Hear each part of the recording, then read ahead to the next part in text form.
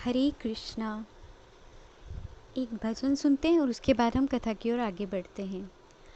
नाम जप ले, हरि का नाम जप ले, नाम जप ले, हरि का नाम जप ले। ये जग है झूठी माया, बंदे हरि का नाम जप ले। ये जग है झूठी माया, बंदे हरि का नाम जप ले। राम जप ले, राधे नाम जप ले, नाम जप ले, कृष्ण नाम जप ले। ये जग है झूठी माया, बंदे हरि का नाम जप ले। बचपन बीता खेल कूद में, भरी जवानी सोया, भरी जवानी सोया। देख बुढ़ापा अब तू सोचे, देख बुढ़ापा अब तू सोचे। क्या खोया क्या पाया, क्या खोया क्या पाया। थोड़ी सी थोड़ी सी थोड़ी सी उम्र रह गई बाकी, हरि का नाम जप ले, नाम जप ले। अब तो नाम जप ले, नाम जप ले, हरि का नाम जप ले। ये जग है झूठी माया, बंदे हरि का नाम जप ले। वहाँ से क्या तू लाया बंदे, यहाँ से क्या ले जाएगा। मुट्ठी बांध के आया, पगले हाथ पसारे जाएगा। थोड़ी सी थोड़ी सी थोड़ी सी उम्र रह गई बाकी, अब तो नाम रट ले, नाम जप ले, कृष्ण नाम जप ले, नाम जप ले, राधे नाम जप ले। ये जग है झूठी माया, बंदे हरि का नाम जप ले। ये जग है झूठी माया, बंदे हरि का नाम रट ले। प्रिय राधे श्री राधे, राधे राधे प्रिया प्रिया। हे राधे जय राधे, राधे राधे प्रिया प्रिया। जय श्यामा श्री श्यामा, श्यामा श्यामा प्रिया प्रिया। जय राधे जय राधे, राधे राधे प्रिया प्रिया। श्यामा श्यामा प्रिया प्रिया, राधे राधे प्रिया प्रिया। हरे कृष्णा। श्री राधा राधा रटत ही सब व्याधा मिट जाए, कोटि जन्म की आपदा श्री राधा नाम सुलझाए। हरे कृष्णा। श्री राधे श्याम। आज हम राधा रानी का तात्विक परिचय जानते हैं। वेद शास्त्रों के गूढ़ रहस्य को कविराज गोस्वामी जी ने हमारे समक्ष इस प्रकार प्रकट किया। राधा कृष्ण एक आत्मा, दुई देहधारी। अनोने विलासे रस, आस्वादन करी। अर्थात कहा जाता है, वेदों और शास्त्रों में ऐसा कहा जाता है कि राधा कृष्ण एक आत्मा और दो देह हैं, क्योंकि राधा रानी ठाकुर जी के अंदर से ही तो प्रकट हुई हैं। ठाकुर जी की वैसे तो बहुत सारी शक्तियाँ हैं, लेकिन हम उनकी तीन मुख्य शक्तियों की बात करते हैं। उनकी तीन मुख्य शक्तियाँ हैं, अंतरंगा शक्ति, बहिरंगा शक्ति और तटस्थ शक्ति। ये तीन उनकी शक्तियाँ हैं। अब हम अंतरंगा शक्ति के बारे में पहले जानते हैं। अंतरंगा शक्ति उनकी स्वरूप शक्ति है। और अंतरंग शक्ति के अंतर्गत 3 प्रकार और आती हैं: संधिनी स्वरूप शक्ति, संवित स्वरूप शक्ति और हलादिनी स्वरूप शक्ति। हम पहली शक्ति को लेते हैं, संधिनी स्वरूप शक्ति। संधिनी स्वरूप शक्ति के द्वारा भगवान धाम निर्माण करते हैं। जिस प्रकार से हम मुख्य धाम देख रहे हैं, गोलोक धाम का प्रतीक आज वृंदावन है। अयोध्या धाम किसका प्रतीक है आप जानते हैं? साकेत धाम का प्रतीक है। और बद्रीनाथ वैकुंठ धाम का प्रतीक है। इस तरह से सभी धामों का निर्माण ठाकुर जी अपनी इस शक्ति के द्वारा करते हैं। उनकी दूसरी शक्ति इसके अंतर्गत जो आती है, अंतरंगा शक्ति के अंतर्गत दूसरी शक्ति जो आती है वो है संवित स्वरूप शक्ति। भगवान इस शक्ति के द्वारा अपने ऐश्वर्य को प्रकट करते हैं। भगवान का ऐश्वर्य जो हम देखते हैं वो केवल और केवल इसी शक्ति के अंतर्गत आता है। और तीसरी शक्ति है इनकी हलादिनी स्वरूप शक्ति। ये टॉप मोस्ट शक्ति कही गई है और यही है राधा रानी। ठाकुर जी की हलादिनी स्वरूप शक्ति राधा रानी है, जो भगवान को आनंद और रस प्रदान करने वाली है। ठाकुर जी की दूसरी शक्ति तटस्थ शक्ति कहलाती है, जिसके अंतर्गत हम जीवात्माएं आती हैं। इसको तटस्थ शक्ति इसलिए कहा जाता है क्योंकि ठाकुर जी ने हमें तट पर प्रकट किया, अर्थात हम एक तट पर खड़े हैं। हम चाहें तो पार हो सकते हैं और हम चाहे तो हम डूब सकते हैं। ये हम पे डिपेंड करता है।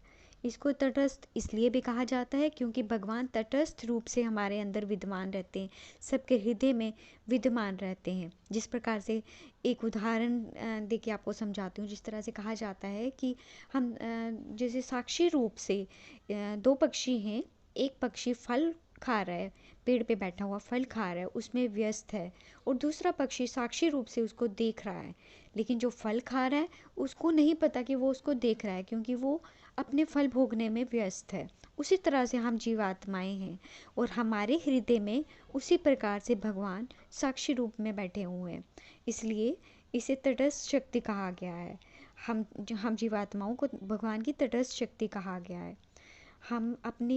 हमें भगवान ने इसीलिए बुद्धि दी है कि हम अपनी बुद्धि को यूज़ करके हम जैसे अपने भले बुरे को पहचान सकें। इसमें क्या होता है कि भगवान ये तटस्थ शक्ति को इस तरह से बनाया उन्होंने कि अगर हम चाहते हैं अच्छा बनना तो भगवान हमें उसमें आगे बढ़ाते हैं, अच्छाई में आगे बढ़ाते हैं। और अगर हम बुरा बनना चाहते हैं, हम भगवान को भूलना चाहते हैं, तो हमें भगवान ऐसी शक्ति प्रदान करते हैं जिससे हम उनको बिल्कुल भूल जाते हैं, उनसे दूर दूर तक हम उनको याद नहीं कर सकते, हम उनको भूल जाते हैं। अब यहाँ पे प्रश्न उठता है कि भगवान की ही हम शक्ति हैं और भगवान ने हमें ऐसा क्यों बनाया।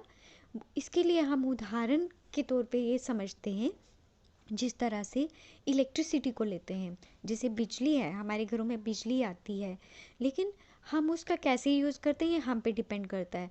हम उससे एसी चला सकते हैं और हम उससे हीटर भी चला सकते हैं। हम उसको कैसे यूज़ कर सकते हैं ये हम पे डिपेंड करता है। अगर हम उसके प्लग के अंदर हाथ डाल दें तो क्या होगा, उसी इलेक्ट्रिसिटी से जिससे हमें इतना फ़ायदा है, हमें रोशनी मिलती है, हमें ठंडी हवा मिलती है, हमें सर्दियों में हीटर लगा के गर्म हवा मिलती है। लेकिन अगर हम उस प्लग के अंदर हाथ डाल देते हैं, उसी से हमें करंट भी पड़ सकता है। इसी प्रकार हमें ठाकुर जी ने इसी प्रकार से तटस्थ शक्ति बनाया है कि हम अपनी बुद्धि का यूज़ करके हम इसको चलाएं। जिस तरह से इलेक्ट्रिसिटी को हम बुद्धि से चलाते हैं, हमें पता है कि हमें इसको किस तरह से यूज़ करना है। हम इसका भला बुरा जो भी परिणाम है उसको पहले से ही जानते हैं। इसी तरह से संसार में हम क्या कर रहे हैं, क्या हमारे लिए अच्छा है क्या बुरा है, ये ठाकुर जी ने हमारे ऊपर ही छोड़ा है। इसीलिए हम बुद्धि दी है कि हम अपनी बुद्धि के अकॉर्डिंग हम स्वतंत्र हैं। हम जिस रास्ते पे चलना चाहें हम चल सकते हैं। जिस रास्ते पे हम जाएंगे ठाकुर जी उसी रास्ते में हमें आगे बढ़ाएंगे। उसके बाद आती है ठाकुर जी की बहिरंगा शक्ति, अर्थात भगवान के बाहर रहने वाली शक्ति, भगवान के धाम से दूर रहने वाली शक्ति। इसी को बहिरंगा शक्ति कहा जाता है और यही महामाया भी कहलाती है। ये जीव को भगवान से दूर करती है, इसका कार्य ही यही है। अब यहाँ ये प्रश्न आता है कि अगर ये भगवान से दूर करती है तो भगवान ने इसको क्यों उत्पन्न किया। भगवान ने इस शक्ति को किसी और कार्य के लिए उत्पन्न किया था। अर्थात भगवान ने जब ब्रह्मांड का निर्माण किया था तब उन्होंने इस शक्ति का निर्माण किया था। लेकिन ये शक्ति ब्रह्मांड के निर्माण के बाद हम जैसे बद्ध जीवों के साथ ये इस प्रकार से व्यवहार करती है, क्योंकि इसके 3 गुण हैं। ये जो प्रकृति के 3 गुण हैं, सतोगुण, रजोगुण और तमोगुण। सारा संसार इन 3 गुणों के अकॉर्डिंग ही चलता है। अब इसके महामाया के योग माया और महामाया जो होती है वही बहिरंगा शक्ति है।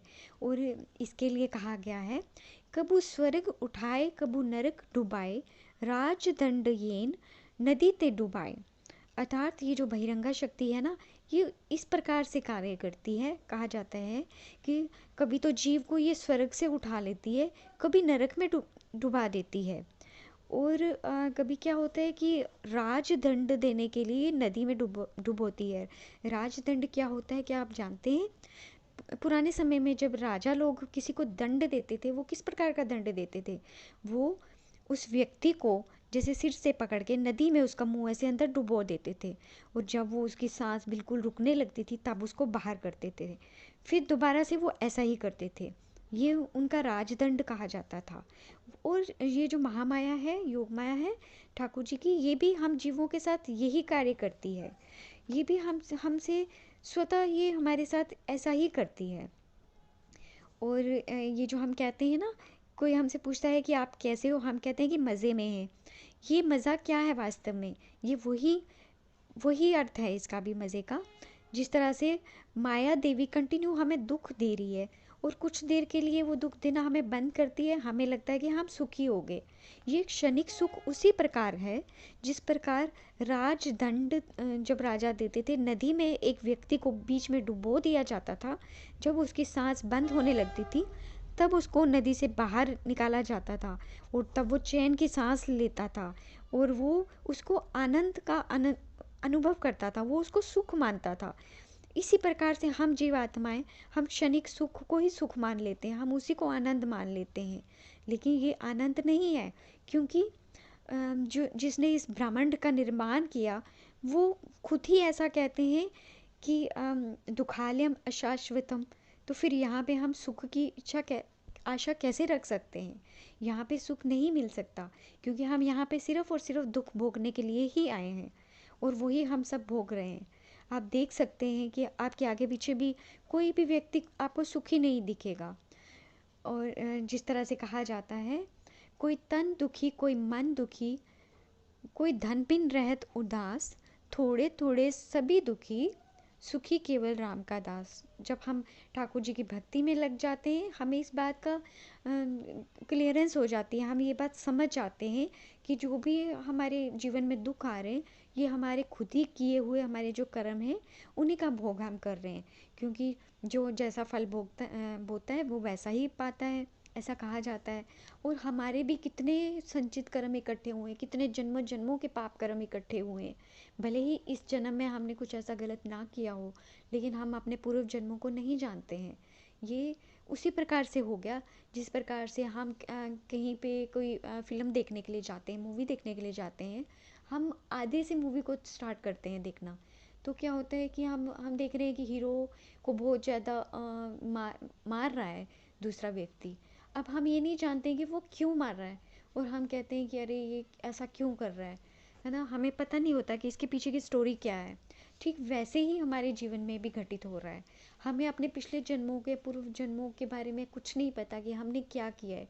लेकिन अब जब हमें दुख भोगने पड़ते हैं तो हमें ये लगता है कि हमने तो ऐसा कुछ भी नहीं किया, हमारे साथ ही ऐसा क्यों हो रहा है। हम अच्छा करते हैं, हमें उसके बदले में अच्छाई नहीं मिलती, हमें उसके बदले में हमारे साथ ही बुरा क्यों होता है। लेकिन हमें ये हमेशा याद रखना चाहिए कि हमारे कितने जन्मों जन्मों के जो संचित कर्म हैं वही हमारी यहाँ पे आके घटित हो रहे हैं, और वही हम भोग रहे हैं। और हमें कभी भी ठाकुर जी को दोष नहीं देना चाहिए। हमें हमारे कर्मों में ही कोई ऐसा दोष होगा जिसके कारण हम दुख पाते हैं। और सबसे बड़ी बात, हम इस दुखालयम में रह के कभी कैसे खुश रह सकते हैं? दुखालयम अशाश्वतम जब ठाकुर जी ने ही कह दिया है, तो यहाँ पे हम सुख की कोई भी सोच भी नहीं सकते कि यहाँ पे हमें हर टाइम सुख मिलेगा। हमें क्षणिक सुख मिलता है, हम उसी को सुख मान लेते हैं। इसलिए जब अगर हमें जीवन में सुखी होना है तो हमें ठाकुर जी की भक्ति करनी बहुत ज़रूरी है। और इसी प्रकार से हम आगे राधा रानी की आगे भी कथा लेंगे और इसी कथा को आगे भी बढ़ाएंगे। हरे कृष्णा।